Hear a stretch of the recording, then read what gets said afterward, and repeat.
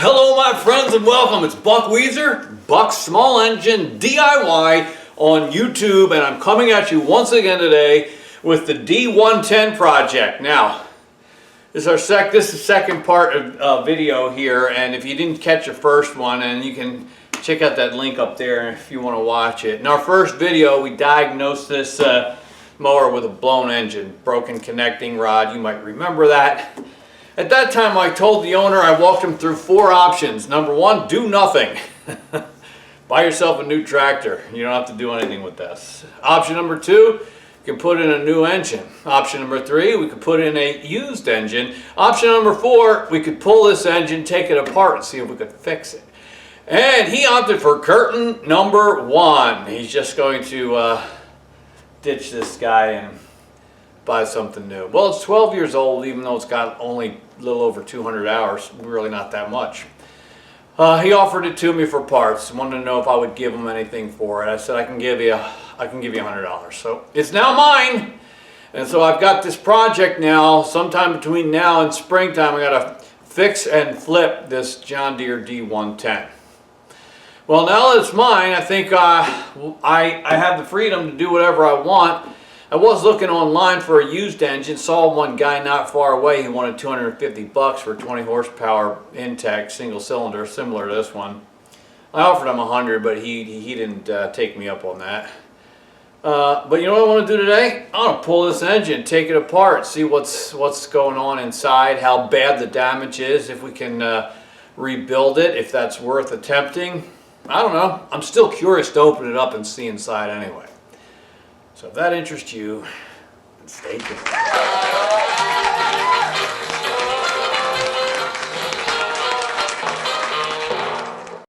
All right, so let's talk about my plan of attack today. We got to pull the engine. Not a big deal, 4 bolts that hold it on. Muffler on this side. You got your battery cable coming to the starter. A few other connectors to take apart. Not a whole lot really.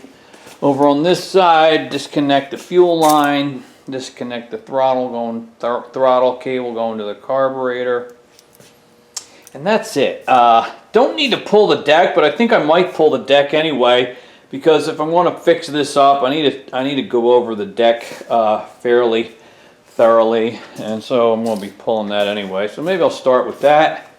And then we'll get to pulling this engine, get it up on the workbench and open it up. Alright, so I got most things disconnected, and I think I'm going to take off the muffler right here at the cylinder head, as opposed to trying to take that with us.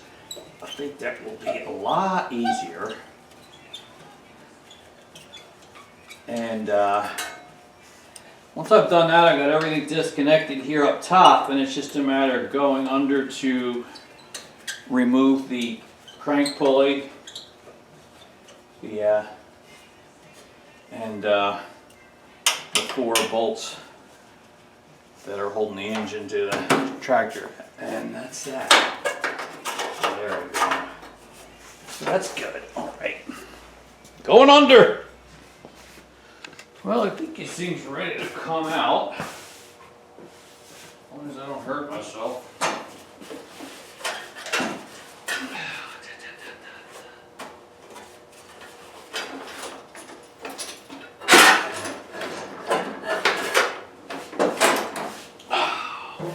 Not too bad. All right, and there it is. Homemade engine stand. Not instilling me with much confidence, but there it is. We start taking it apart, I guess, and looking forward to the big reveal of the damage inside. So stay tuned. Well, it's up on the bench here, taking it apart, and I don't have to go too far to realize I'm not going to be able to reuse this engine. See, it's busted out here, so I took the starter off. I couldn't see this previously with the starter there. Took the starter off. You can see it's broken the side of the engine block there. So yeah, I don't think that's going to work too good. Well, let's take it apart. Let's take this sump pan off and take a look inside anyway, just for fun. right. Big reveal.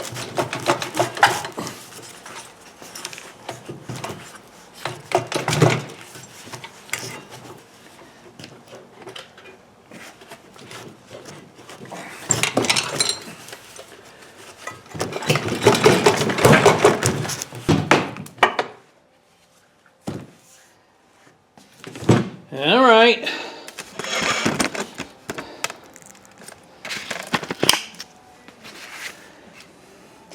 Yeah, broken pieces in there. See them down there in that corner.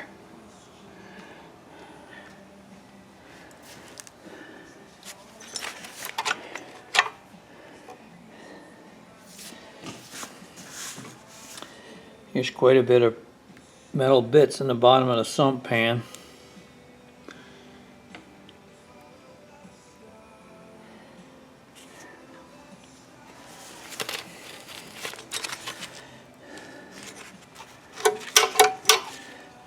Yeah, still kind of locked up. I got to try to pull out some of this, but there, I can see the connecting rod just in bits down there. So let's see if I can pull out some more of this. All right, fished out some jiggly bits. Yeah, it's pretty bad. And here's the look from the inside down there at the hole in the side of the engine block. So this guy's done. There may be some parts we can salvage off of this maybe for the future, in which case we'll do that. Here's the cam, and I noticed that the decompression mechanism is still working. That's what usually goes out on these guys. So yeah, that's it. He's done. Well, that's it for today. Not much progress other than to confirm what we pretty much already knew, that engine was not going to be reusable. So I'm going to search for another one, used one somewhere. Wish me luck on that search, and when I come up with something I find reasonable and suitable, we'll turn the camera back on and see about getting this baby back up and running. Your comments and questions in the discussion below are always appreciated. Please like and subscribe and do all that wonderful stuff that makes YouTube think that I'm the big kahuna. I think you're the big kahuna. Remember guys, as I always like to say, only you can put the do in the do-it-yourself. Thanks for watching, and I'll see you all in our next video. Bye.